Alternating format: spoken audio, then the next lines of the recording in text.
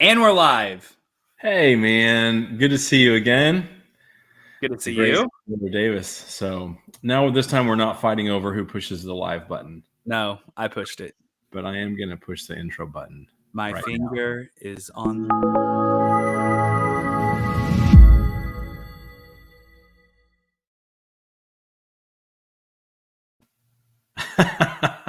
Well, welcome to the Real Investing Show. This is Stephen Earp, and this is the great Taylor Davis, my co-host for the show. This is the show where we talk about all things real estate investing, and sometimes just the kind of real estate investing things that are just on our minds. Sometimes we deal with questions that you send in, and so we'd love to have your questions. Send them in anytime. Whatever platform you're watching on, go ahead and like, comment, share. Let us know who you are, where you're from, and also post your questions in the comments. You could also reach out to myself or Taylor. Taylor, why don't you tell us a little bit about how people can contact you and what all kind of work that you actually do? Yeah, so Taylor at bydavis.com so that's bydavis.com is my email address. My wife and I own By Davis Co. And we've got Home Sales by Davis, Stays by Davis, which is our Airbnbs, and my wife's an interior designer, and so we've got this Designs by Davis. Also, we're on Facebook, Instagram, all of the above, and my handle is almost always whatever the platform is / the letter J, Taylor Davis. Steven, do you know my first name? Taylor is what I've always called you. I know. Well, I've always gone by it, like literally from the day I was born, but it's my middle name. Do you know my Really? first name? I do not know your. I may have heard it at some point. I'm sure you have. It's just surprising because a lot of people don't know it, but I mean, I Is it never go by James? it. You could pass for a James. It's Jacob. It's Jacob with a K. So sometimes I Okay. like to say it's Jacob. It's It looks like like a it. Russian Jacob. Yes. Jacob Yeah. with a K. So actually, I have heard that it was Jacob. I just had forgotten, but I Yeah. probably It's been a while. I never go by it, but yeah. but I don't know your middle name. So Would you like to know? please be Wyatt. Oh man, that would be awesomely weird. So no, actually, my middle name is Ray. Stephen Ray. Ray. Stephen Yeah, Ray. Stephen Ray. Yeah. So, and I'm junior. So there's another Stephen Ray out there that's about 22 years older than me. If So only you went by Stevie. please never say that again. We're gonna edit that out of here. There's only one person that was ever allowed to call me Stevie, and it was my paternal grandmother, and she is in heaven now. And so, yeah. You don't want to go with Stevie Ray. Back in the day, Stevie Ray. Oh man, were you a Stevie Ray Vaughan fan? I can't say that I was. I just know the name, and I mean, if it's Stephen Ray, it's Okay. True story. Here, just a minute. You need to get on YouTube and block out 30 minutes, 45 minutes, and just search for Stevie Ray Vaughan, Austin City Limits, and then just watch it. It's got to be in the evening when you're chill and you're doing whatever you do to chill. relaxing and watch it. Oh my gosh, it'll So I change. have a buddy of mine. I posted this a while back, and I said hot take, and my viewers are probably going to scream at me, but hot take that Prince was an overrated singer, not performer, but singer. I just don't like his voice. And so I posted this, and one of my really good friends, his name's Brian Edens, and he is the biggest Prince fan. He's a huge Prince fan. So the next time we hung out, we're at his house. We had a couple of drinks, and he made me watch this live performance that I can't remember. It was for the Rock and Roll Hall of Fame. That's what it was. While my guitar gently weeping. Oh my gosh. Was, and I was like, okay, this is really freaking good. The guitar solo. Yeah. Yes. And the story behind it is because he was who was he playing with? He's playing with another iconic band. I can't even remember who it is off the top of my head. Multiple heroes. Yeah. And I guess he didn't come to practice, and they were really concerned, and he's like, don't worry about me. Like, we'll be all right. I'll be able to do it. And he shows up. He had practiced on his own, but he didn't want anybody to hear his performance. And it was It was incredible. It did give me a greater appreciation. I still not a biggest fan of his voice, but it gave me a huge appreciation for Prince. So shout out to Brian for that. Yeah, let me see. Who is it he's playing with? Tom Petty, Steve Winwood, Jeff Lynne. Yes. Tom Petty is who you're thinking of probably, but Yes. yeah, so that will change your life. I don't know what that has to do with Stevie Ray though.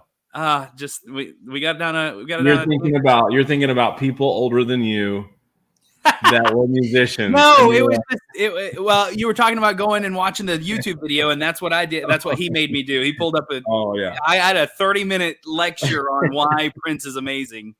Well, we may have spent more time on this than we intended. Okay. Normally our intros are not this long, but you get to know that what we're really into. So, and yeah, Stevie Ray Vaughan is really incredible.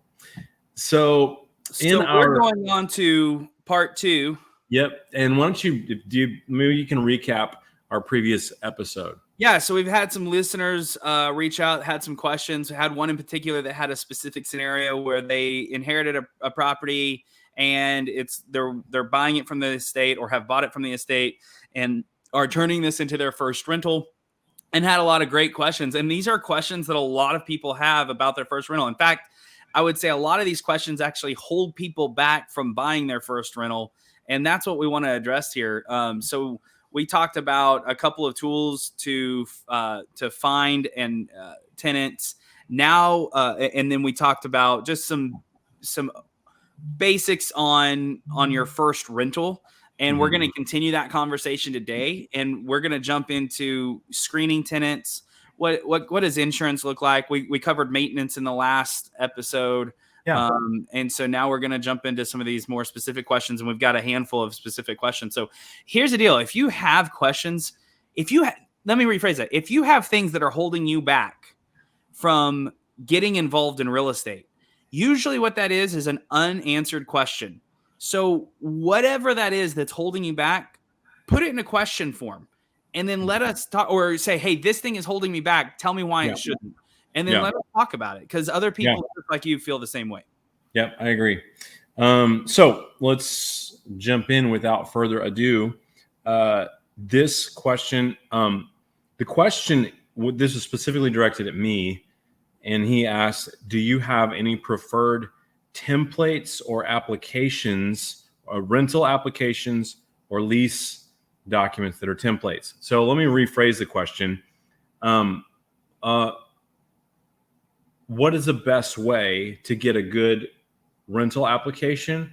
What is the best way to get a good lease agreement, depending on where people are in the country and specifically where we are here in Oklahoma? Yeah, so I'm going to answer first because all of my rentals are in Oklahoma, where I get my lease. I'll go with the leases first. Okay. So the Oklahoma Real Estate Commission has their own leases, and they're actually really good leases that cover everything that you really need cover without it going too crazy. It does give some flexibility for deposits, and I mean, it's all a templated form, and it's really hard to go wrong with that if you follow it and fill it out completely. Where do you get that?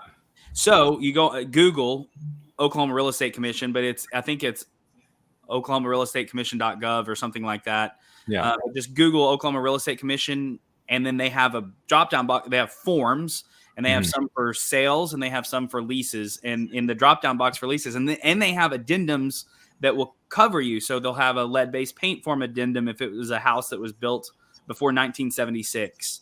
They'll have addendums for pets, addendums for other things that you can have in there, because there's a lot of different things, rekey addendums and things like that, that you can add to that. So you can make it as simple or as complicated as you need based off your specific needs. And so I really like that lease.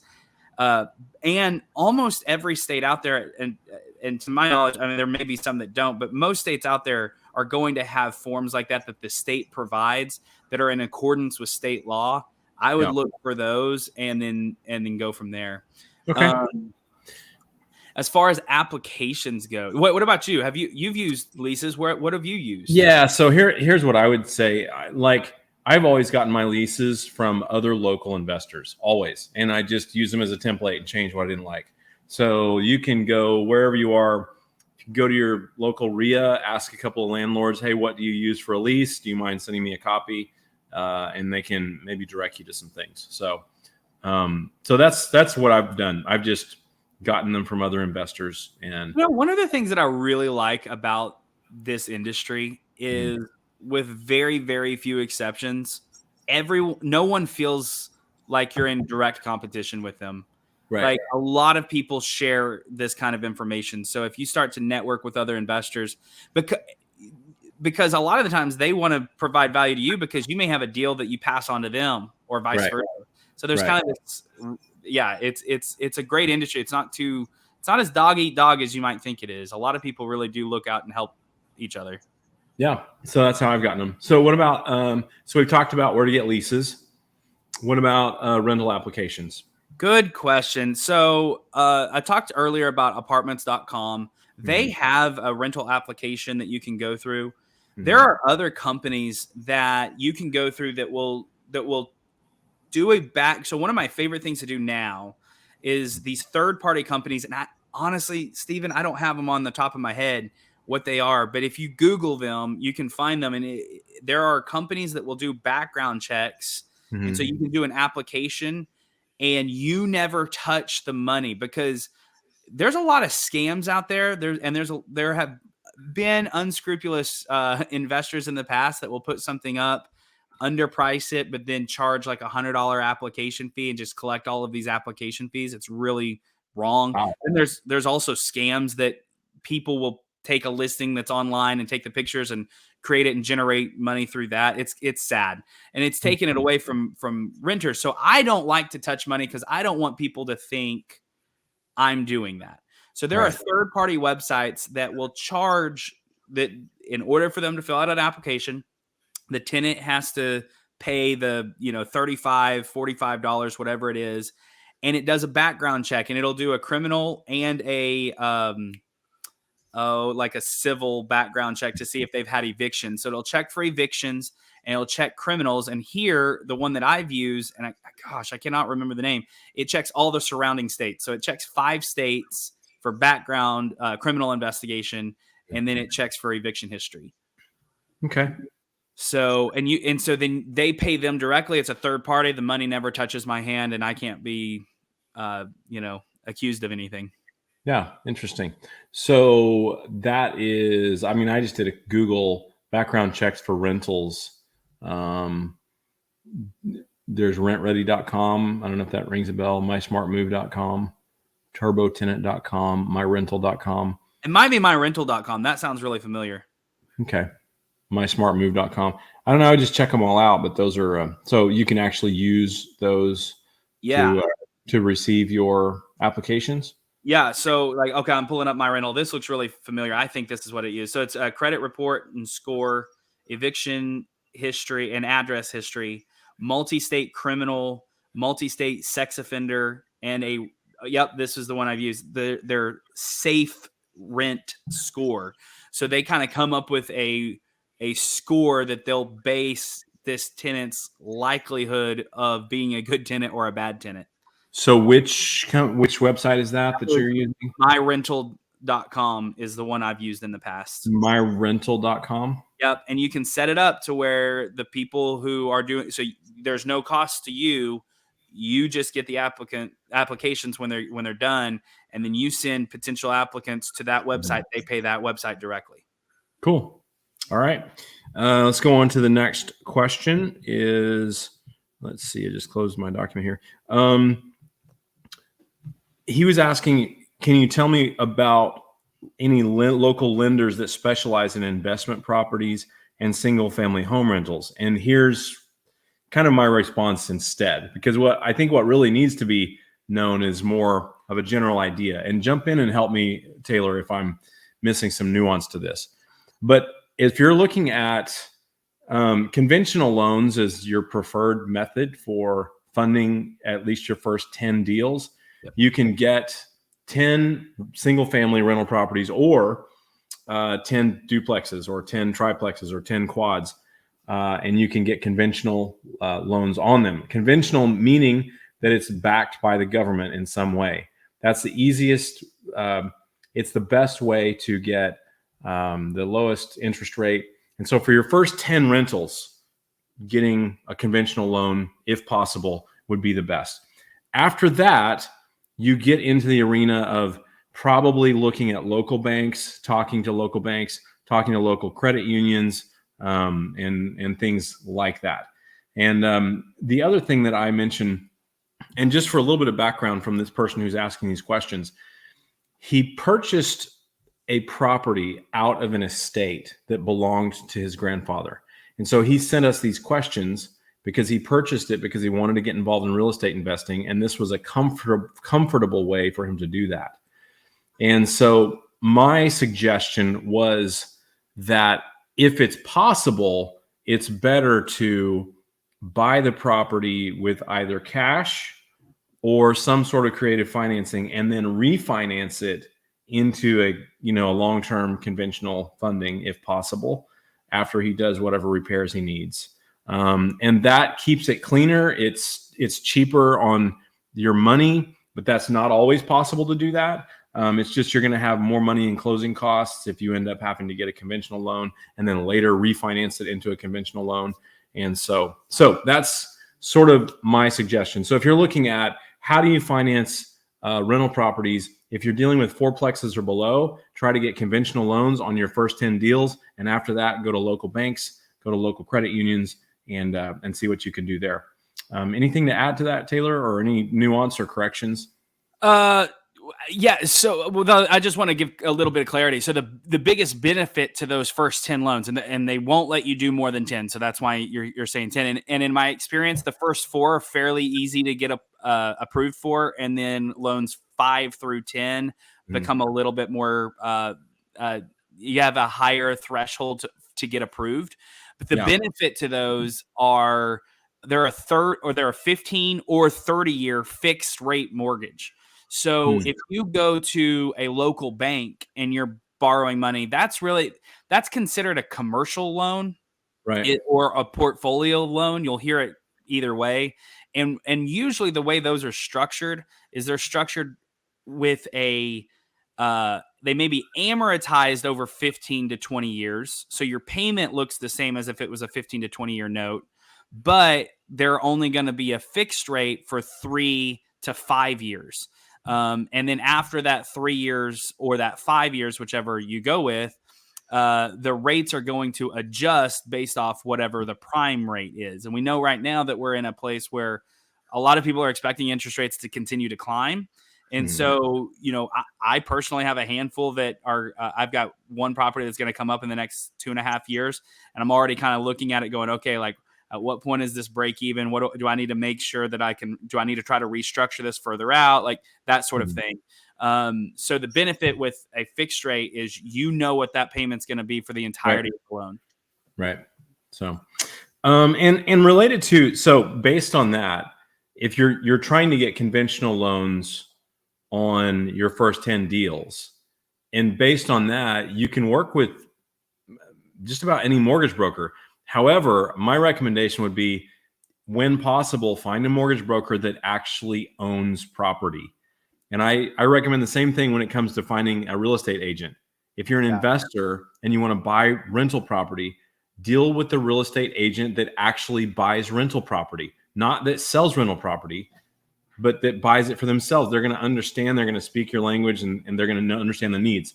So if possible, find a broker, a mortgage lender that invests in property himself or herself.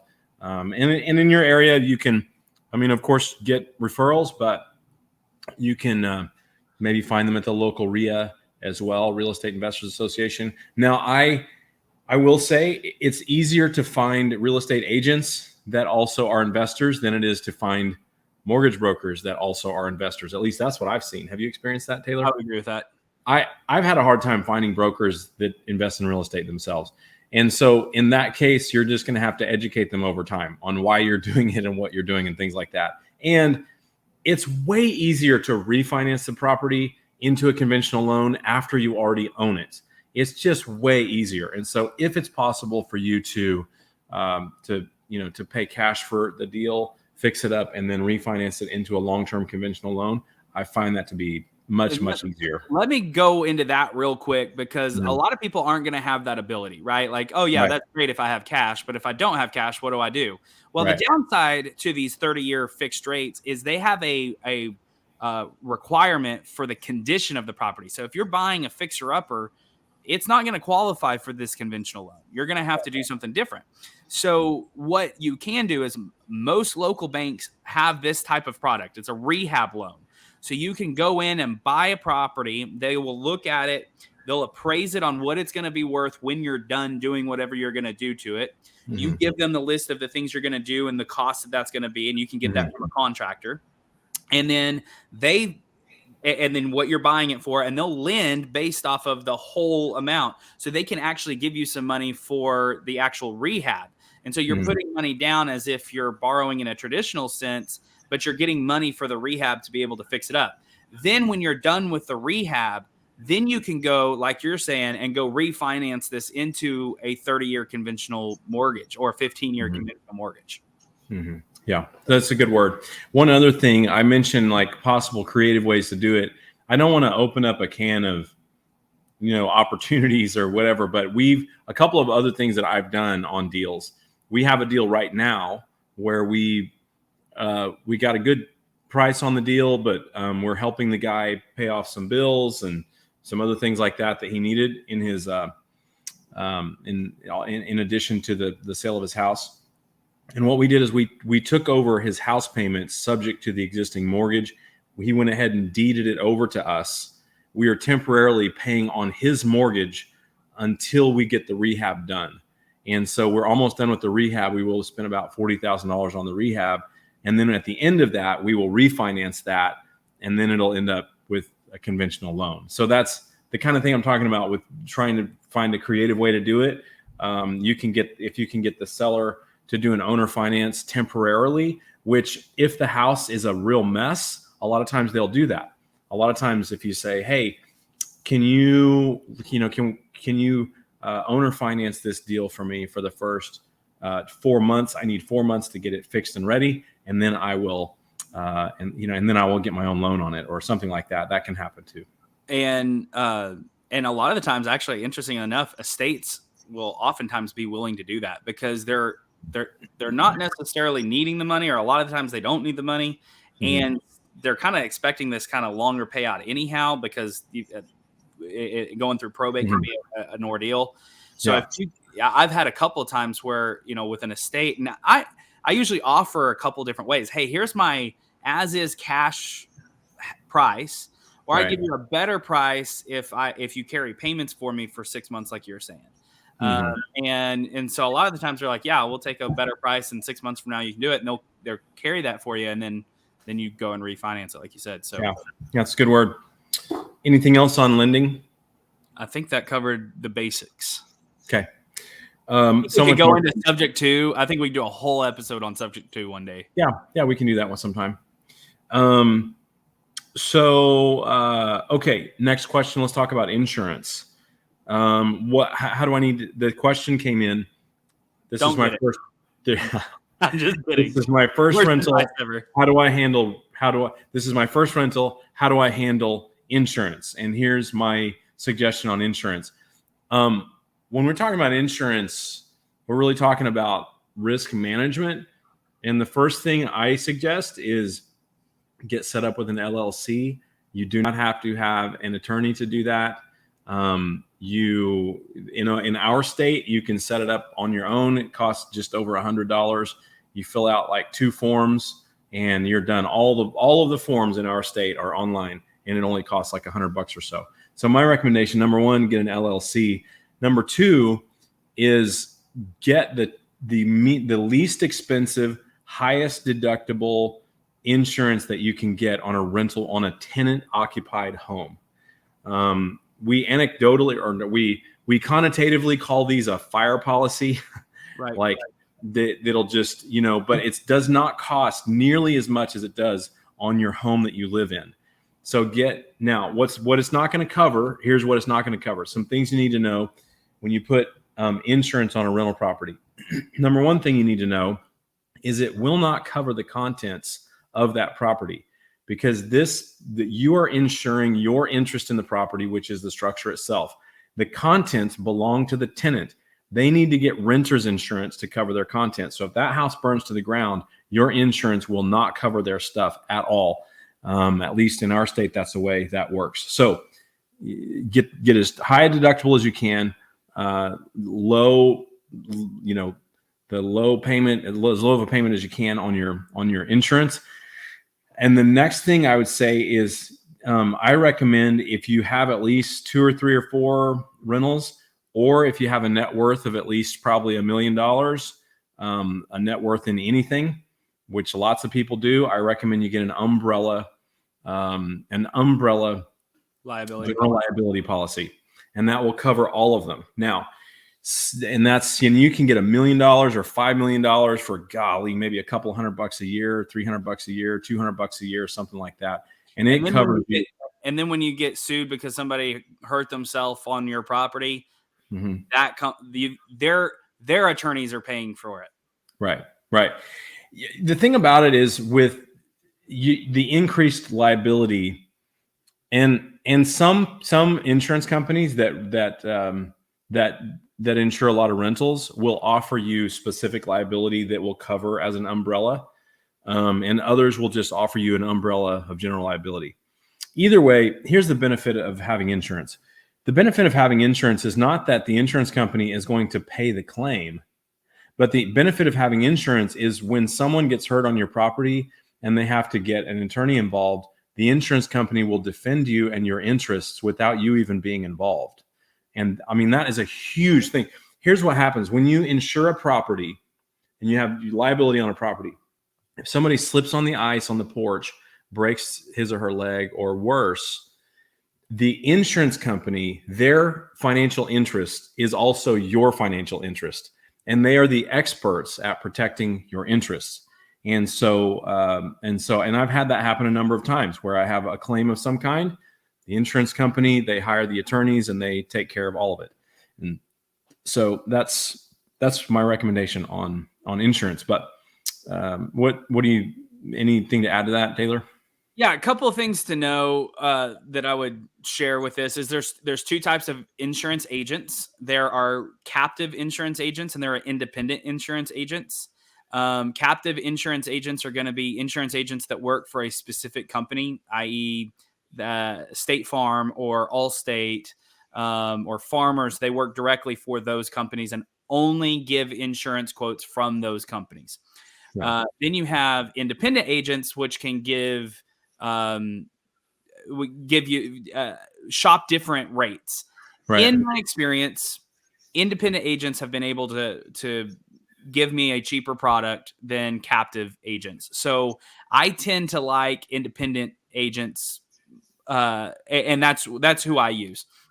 The other thing that I would tweak to that is you can get there's 2 types. There's 2 basic types of coverage. There's actual cash value coverage and there's replacement cost coverage.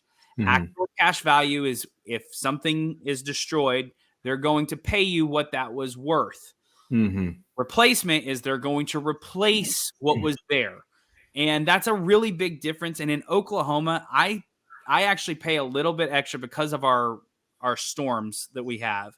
I pay a little bit extra. I don't take out so on your roof, you can have an actual cash value policy, mm-hmm. or you can have the replacement policy. I do pay a little bit extra, and I do get a replacement policy on my roofs so that if a hailstorm comes through, they'll replace the roof. Now, with some of the changes that are coming down the pipeline, I don't know that I'll continue to do that. But over the last several years, because in Oklahoma, our life expectancy of a 30-year roof is 7 years. You're probably going to get a new roof in that time frame. So I go ahead and do that, but everything else is I keep it a basic fire policy. I do a high deductible. Usually, even on the replacement, like my wind and hail damage is going to be a % or 2 of the value of the home. Yep, so. Agreed. Yep, agreed. Good stuff. A couple of quick notes. If you're in Oklahoma, something else that I would recommend is, especially as this may go for anywhere, but I'm about to tell you what companies I've had good success with in the past. a couple more notes about insurance companies. First of all, as you start acquiring rental properties, I recommend every couple of years. You don't have to do it every year. Don't nickel and dime yourself to death or spend a lot of time on this. But if you start getting 4, 5, 6, 10 properties, like get prices on your insurance every couple of years, because some of these, what happens is some of these companies will stop insuring new rentals, or they'll stop insure. In other words, some companies will sort of take the pool of people they're insuring, and they don't write new policies. They keep the same pool. And what happens is over time, that pool has more and more and more and more claims. And then everyone within that pool ends up paying more money. And what you can find many times is if you go every couple of years and you price it out, you can switch out all of your houses with a new agent or a new product or a new company and save like thousands and thousands of dollars. And I've done that multiple times. Yeah, because they're going to give you their best rate when you're shopping, and they know you're shopping, right? So they're going to try to give you the best rate, and then over the next few years, increase it. And another thing I would say is here, I've had good success in the past. I don't know now. Okay. Right now, I have some properties insured with Shelter, and I haven't priced it in a while. I used to have great success with Oklahoma Farm Bureau, but at one time, and that's another thing, you can go to the RIA, Real Estate Investors Association, ask other investors in your area, where do you have your houses insured? Go to the person that has the most properties and ask him or her, where do you go to get insurance on your rentals? And you can usually find pretty good deals there. So, and you'll start to see patterns.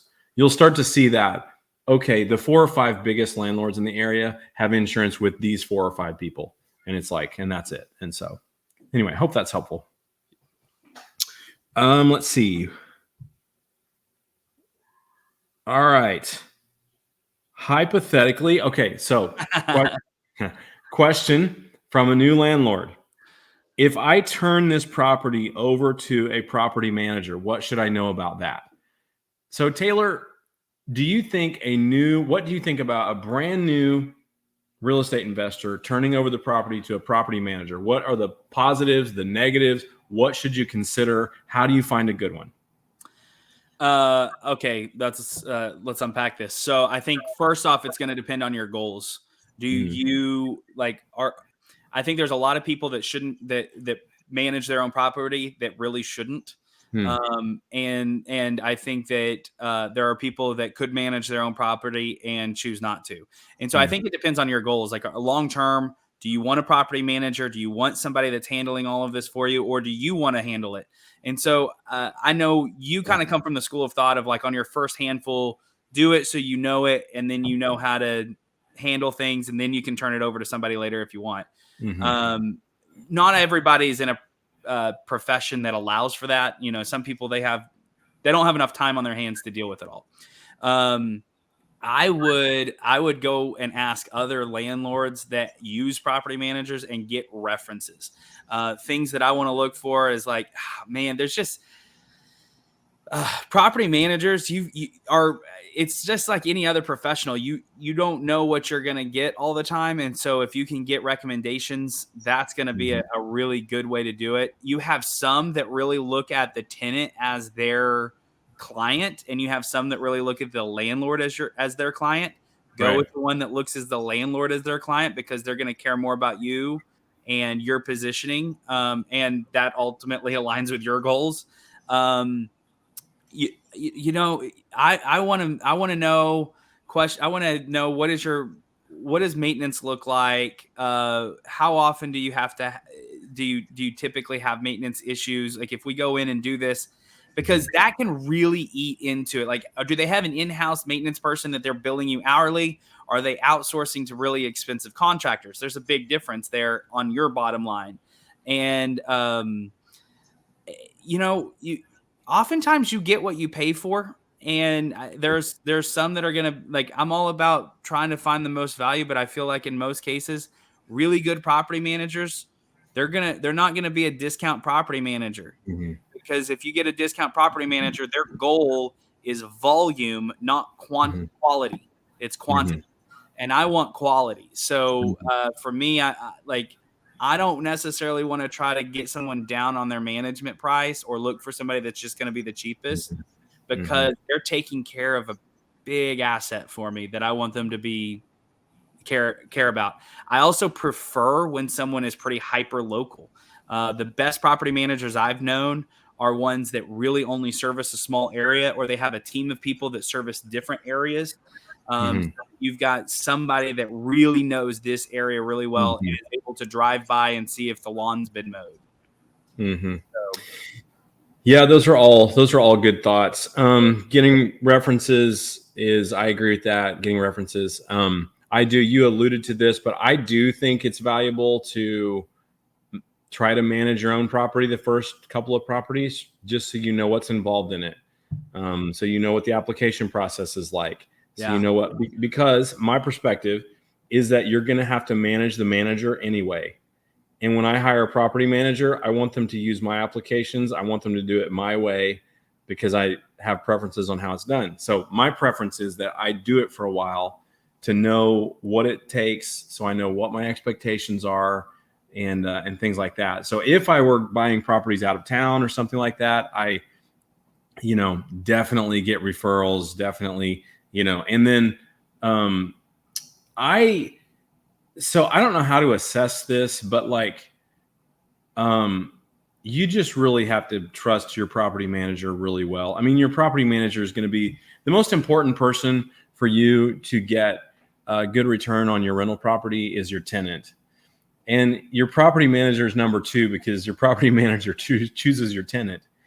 And I found that property managers also can sort of set the tone for the relationship with the tenant. Oh, without a doubt. And some property managers that I have hired in the past, and by the way, it's really hard to fire property managers. That's another thing. Like when you get into where they've leased properties to people and they have the relationships, it's kind of hard. And so, I for example, there was one property management company that I remember going in there to pick up checks from them periodically. They were managing maybe 10 or 12 of my properties. And I remember going in there and hearing some of the ladies that were working in this property management office, talking badly about tenants or talking and just the culture and the tone that and then I would hear some of the maintenance guys on the phone to the tenants. And it's like, man, they're creating an adversarial environment with these tenants instead of partnering with them to make great lives and great neighborhoods and things like that. And I don't want that. And that's not okay with me. And in one case, when I ended up firing a property management company, not firing them really, but slowly taking property away from them, which is awkward because usually you usually can't get away from a property management company until the lease runs out that you're working with them on. Right.